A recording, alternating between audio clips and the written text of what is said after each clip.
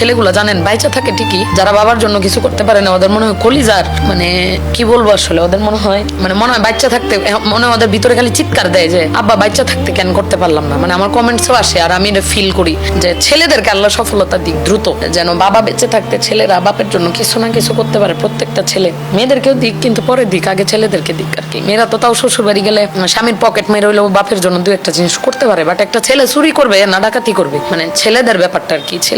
ছেলেরা তাড়াতাড়ি এস্টাবলিশ হয়ে অন্তত বাপ মা দুনিয়া থেকে যাওয়ার আগে কিছু করুক বাবা মার জন্য। আব্বুর কথা বলতে গেলেই কান্নাস।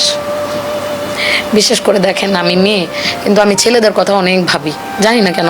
এই যে আমার ভাই দুইটা ধরেন যাই করুক, ওদের মনে হয় খালি আব্বুর জন্য করি, কিন্তু আল্লাহ মেয়েদেরকে না দিক, ছেলেদেরকে অনেক কিছু দিক, ছেলেরা যেন বাবা বাচ্চা থাকতে বাবার জন্য কিছু করতে পারে। মেয়েরা তো তাও ধরেন স্বামীর ঘরে চলে আসে, না করলেও চলে। একটা বাবা দুনিয়া থেকে যাওয়ার আগে প্রত্যেকটা ছেলে যেন বাবার জন্য কিছু না কিছু করতে পারে।